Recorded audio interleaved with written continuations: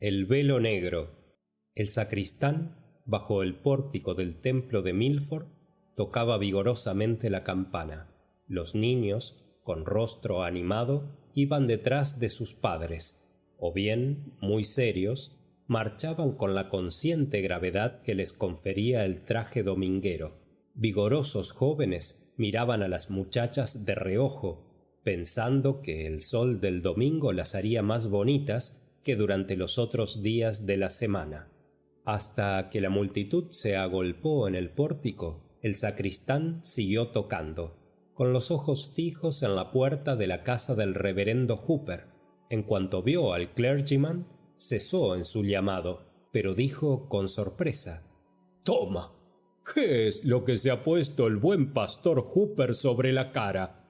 Los que estaban cerca oyeron estas palabras, volvieron la cabeza y vieron al pastor que avanzaba lentamente, con su paso habitual, hacia el templo. Y todos hicieron el mismo gesto de asombro, más sorprendidos que si un clérigo extranjero hubiese subido al púlpito de Mr. Hooper. «¿Está usted seguro de que es nuestro pastor?», preguntó Goodman Gray al sacristán. «Segurísimo», repuso éste. «Debía haber un cambio con el reverendo Shute de Westbury, pero el pastor no ha podido venir porque tenía que pronunciar un sermón en unos funerales». Mr. Hooper era un hombre distinguido, de 30 años y soltero. Estaba vestido con sobriedad clerical y, como si una esposa cuidadosa se hubiera esmerado en cepillarle bien la ropa. Solo algo extraño había en su aspecto. Mr. Hooper llevaba un velo negro que envolvía estrechamente su frente y caía sobre su rostro hasta la boca. Visto de cerca, el velo consistía en 2 trozos de crespón, no tan espeso como para interceptar la visión, pero que debía dar un tinte sombrío a toda cosa viviente o inanimada. Con esa sombra triste ante él, el buen pastor avanzaba con tranquilidad, un poco encorvado y mirando al suelo, como ocurre a las personas preocupadas, lo que no le impidió saludar amablemente a los parroquianos que esperaban aún en la escalinata y que estaban tan asombrados que apenas le devolvían el saludo. «Me resisto a creer que detrás de ese pedazo de crespón esté la cara del buen Mr. Hooper», murmuró el sacristán. «No me gusta eso», dijo una vieja que entraba rengueando en el templo. «Al ocultarse así la cara, tiene un aspecto terrible». «Nuestro pastor se ha vuelto loco», exclamó Goodman Gray. El rumor de aquel fenómeno inexplicable había precedido a Mr. Hooper en la iglesia y puesto en conmoción a todos los fieles. Pocas personas dejaron de volver la cabeza hacia la puerta, otras permanecieron en pie para mirarle a su gusto, mientras los chicos se subían sobre los bancos y bajaban haciendo un ruido infernal. Hubo un momento de general agitación, rumor de faldas, toses, murmullos, algo muy distinto, en fin, del recogimiento con que se recibía la entrada del ministro. Pero Mr. Hooper no pareció notar la turbación de sus parroquianos. Pasó por el camino central, inclinando la cabeza de derecha a izquierda, y saludó a su parroquiano más antiguo, un bisabuelo de cabellos blancos que ocupaba un sillón. El anciano no compartió el asombro general hasta que el pastor apareció en el púlpito, siempre con el velo. Ni una vez apartó de su rostro el pedazo de crespón que se agitaba con su aliento mientras cantaba los salmos. El velo interpuso su obscuridad entre él y la página santa mientras leía las escrituras, y cuando oró, el crespón permaneció sobre su cara. Aquello producía tan singular efecto que más de una mujer nerviosa se vio obligada a salir del templo. Y sin embargo, los rostros sombríos de sus fieles eran para el ministro un espectáculo más terrible que para ellos su velo negro. Mr. Hooper tenía fama de ser un buen predicador. Le faltaba vigor, pero sabía conquistar a sus oyentes con sus palabras suaves y persuasivas. Su sermón de aquel día tuvo las mismas características que los anteriores, pero había, sea en el sentimiento de sus frases, sea en la imaginación de sus fieles, algo que le hacía más enérgico. El tema se refería al pecado y a los tristes misterios que ocultamos a los que están más cerca de nosotros y nos son más queridos. Pecados que quisiéramos disimular ante nuestra propia conciencia, olvidando que el Omnipotente nada puede ignorar. Una fuerza sutil circulaba a través de sus palabras.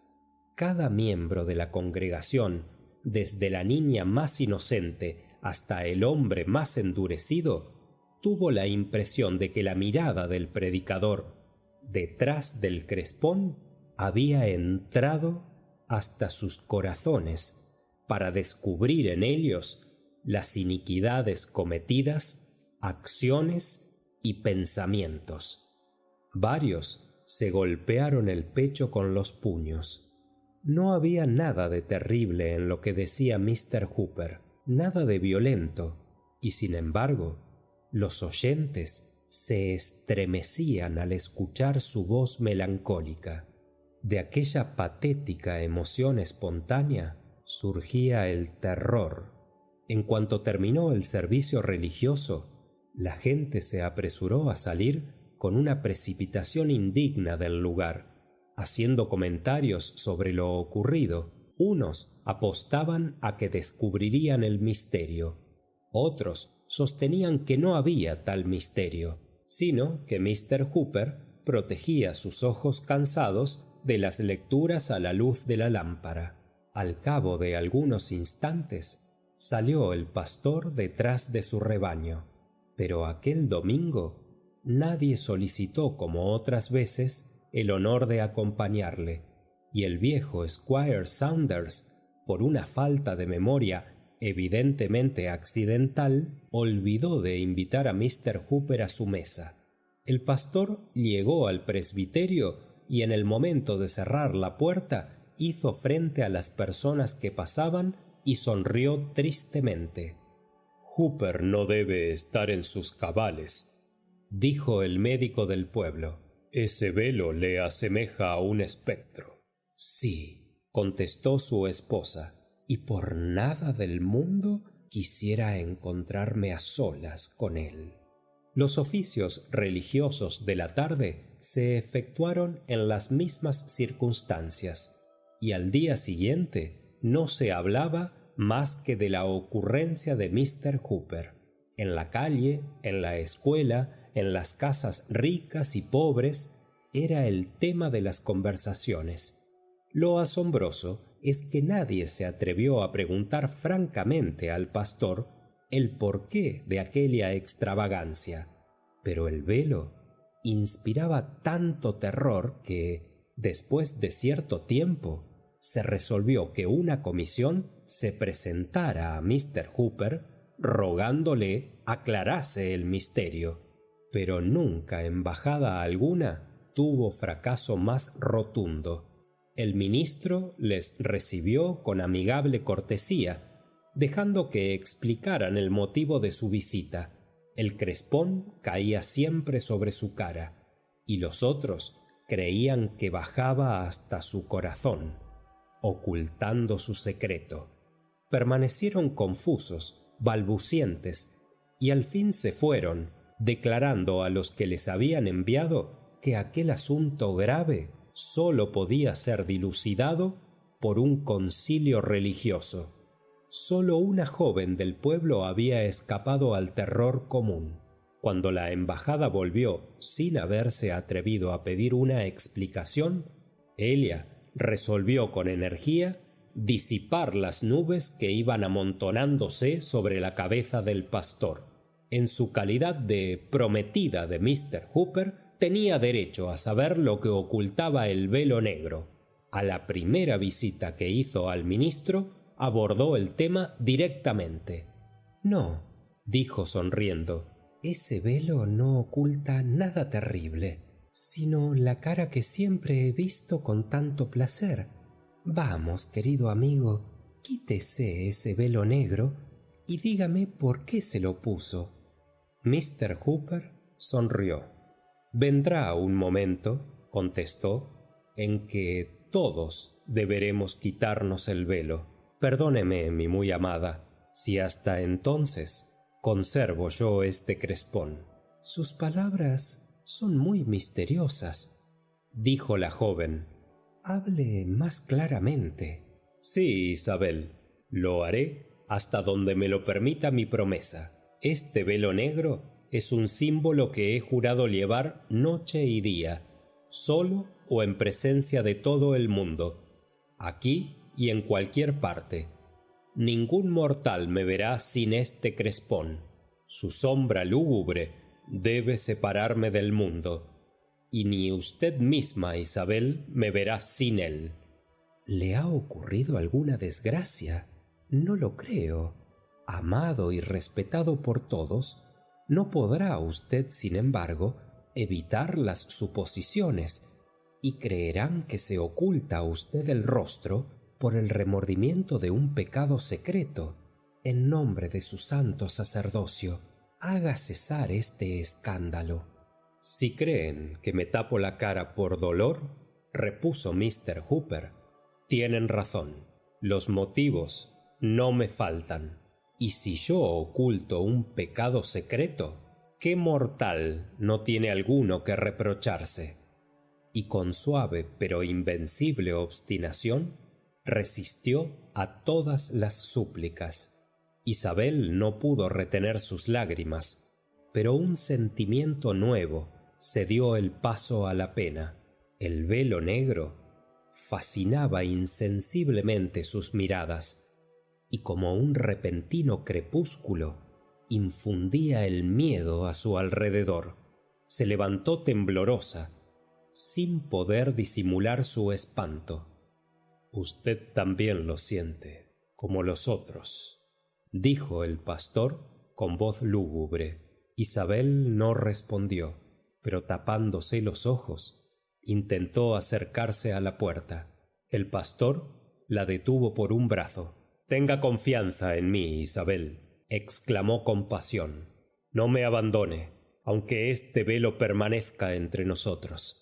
Es algo material que no llevaré a la eternidad. ¡Ja! Si supiera usted cuán solo me siento y qué miedo tengo a esa soledad. No me abandone en esta miserable obscuridad». «Levántese el velo, siquiera una sola vez», dijo Isabel, «y míreme de frente». «Jamás». «Entonces, adiós». Y librando su brazo de la mano del pastor, se alejó. En medio de su dolor, Mr. Hooper no pudo menos de sonreír al pensar que un simple emblema material le separaba de la felicidad. A partir de aquel día, nadie intentó levantar el velo ni descubrir el secreto que suponían ocultaba. Los que se creían exentos de prejuicios aseguraban que aquello era un capricho, una excentricidad, pero a los ojos de los demás, Mr. Hooper se transformó en un horrendo espantajo. El pastor había tenido que renunciar a sus habituales paseos, perseguido por las impertinencias de los unos y los desprecios de los otros. Su corazón se sintió profundamente herido al ver que los niños huían de él, interrumpiendo sus juegos más alegres cuando él se acercaba. Llegó a concebir él mismo horror por su velo negro, y nunca pasaba ante un espejo ni se acercaba a la fuente por temor de turbar la limpidez del agua.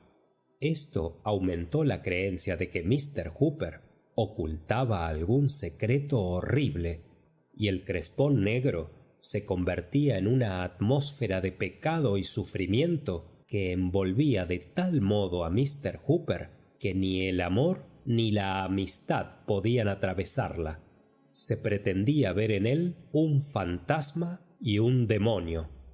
A despecho de toda mala influencia, el velo negro tuvo el buen efecto de hacer del pastor un clérigo respetado. Ayudado por su misterioso emblema, adquirió un poder extraordinario sobre las atormentadas almas de los pecadores. En su lecho de muerte, éstos llamaban al ministro a grandes gritos, pidiendo que estuviese allí para decirles palabras de consuelo, aunque el velo negro les hiciera estremecer. Los extranjeros venían desde lejos para asistir a los oficios celebrados por el pastor y ver su silueta a falta de poder ver su cara, pero muchos se impresionaban al verlo. Una vez, bajo la administración del gobernador Belcher, Hooper fue designado para predicar el sermón de elección. Cubierto con su velo negro, habló ante el magistrado, el consejo y los representantes, y produjo tanto efecto que las medidas legislativas aquel año se caracterizaron por una severidad y una piedad dignas de las costumbres ancestrales. Así transcurrió la existencia del pastor, irreprochable en sus actos y, sin embargo, entenebrecida de sospecha. Bueno, lleno de ternura, no le amaban y le temían. Un hombre apartado de los otros hombres, a quien separaban en las horas de salud y alegría, pero al que llamaban en su auxilio en las horas de mortal angustia. Como pasaban los años sacudiendo su nieve sobre el velo negro, adquirió buen nombre en las iglesias de Nueva Inglaterra, en donde no se llamó más que al pastor Hooper. Casi todos los parroquianos viejos del pueblo se habían ido hacia un mundo mejor, y Mr. Hooper contaba ahora tantos fieles en la iglesia como en el cementerio, y el pastor, que había trabajado tanto en su vida y cumplido tan bien su tarea, se preparaba para el eterno descanso. A la luz de las bujías se veían varias personas en la habitación del clérigo moribundo. No tenía ningún pariente cercano, y solo estaban cerca de él el grave e impasible médico, buscando atenuar los últimos sufrimientos del paciente, ya que no podía salvarlo. Estaban también los diáconos y otros miembros piadosos del templo. También se hallaba allí el reverendo Clark de Westbury, un joven eclesiástico lleno de fervor, que había acudido apresuradamente para orar a la cabecera del lecho del ministro moribundo, y una mujer, una enfermera, no de aquellas a las que se paga su trabajo, sino una cuya persistente ternura había vivido en el secreto y la soledad a despecho de los años, y que quería hacerla presente en aquella hora postrera. ¿Quién podía ser sino Isabel? Sobre las almohadas descansaba la blanca cabeza del buen padre Hooper, con su velo negro siempre arrollado a la frente y ocultando la cara. Durante toda su vida, aquel pedazo de crespón se había interpuesto entre el mundo y él, separándolo de la fraternal amistad de los hombres y del amor de una mujer, y encerrándole en la más triste de las prisiones, su propio corazón. Y el velo seguía cubriendo el rostro, como para intensificar mejor la tristeza de aquella cámara mortuoria. Al principio, el espíritu confuso del pastor erró indeciso entre el pasado y el presente, aventurándose por intervalos en el mundo indistinto de la vida futura. Fuertes accesos de fiebre le acometían, quitándole las pocas fuerzas que le quedaban, pero en sus sufrimientos más intensos como en sus más extraviadas divagaciones, conservaba la bastante lucidez para pedir que no le levantaran el velo negro. Al fin, el pastor, agotado, cayó en un sopor mental y físico. El pulso latía apenas y la respiración se hacía cada vez más débil. El ministro de Westbury se acercó a la cabecera. «Padre Hooper», dijo, «el momento de su liberación se acerca. ¿Está usted pronto a levantar el velo de la eternidad?» El pastor contestó con una leve inclinación de cabeza, pero temiendo que aquel gesto no bastase, intentó hablar. «Sí», dijo con voz apagada, «mi alma aspira al momento en que el velo se levantará». «Es correcto», repuso el reverendo Clark, «que un hombre tan piadoso como usted, que nos dio tan hermosos ejemplos, un hombre santo en sus acciones como en sus pensamientos, según han podido juzgar los humanos, deje sobre su memoria una sombra que manchará toda una vida pura. Le suplico que no sea así, mi venerable hermano. Permítanos contemplar su aspecto triunfal en el instante en que va a recibir su recompensa. Antes que el velo de la eternidad se levante para usted, déjeme levantar el que cubre su rostro». Y el reverendo Clark se inclinó para descubrir el misterio de tantos años, pero con una súbita energía que aterró a los espectadores, el padre Hooper se llevó las dos manos al rostro y oprimió contra él fuertemente el crespón negro, resuelto a luchar si el ministro de Westbury trataba de sacar ventaja de la debilidad de un moribundo. «Nunca», dijo el pastor, «en este mundo, nunca». «Sombrío anciano», exclamó el ministro espantado, «¿con qué crimen horrible sobre la conciencia va usted a presentarse ante el juicio de Dios?» Con esfuerzo terrible, reuniendo lo poco que le restaba de vida, el padre Hooper se incorporó. «¿Por qué? ¿Por qué soy el único en haceros temblar?», preguntó, volviendo su faz velada hacia el círculo de pálidos oyentes. «Temblad también al veros unos a otros. ¿Acaso los hombres no se apartaron de mí? ¿Acaso me demostraron alguna compasión? ¿No gritaban y huían atemorizados los niños al verme? Este pedazo de crespón no es tan terrible como el misterio que simboliza. ¿Desde cuándo el amigo muestra el fondo de su corazón al amigo? El enamorado a la bien amada. ¿No huye el hombre de las miradas de su creador, escondiendo innoblemente el secreto de su pecado? Tratadme de monstruo por el símbolo bajo el cual voy a morir. Miro a mi alrededor y sobre cada rostro veo yo también un velo negro».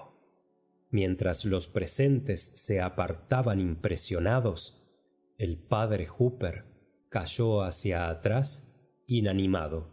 Siempre con el velo negro sobre el rostro, le pusieron en el ataúd y le llevaron al cementerio, dejándole allí bajo tierra. La hierba ha crecido sobre su tumba, la losa mortuoria se ha cubierto de musgo y el rostro del padre Hooper ya no es más que polvo, pero aún hay quien se estremece al recordar que se ha descompuesto bajo el velo negro.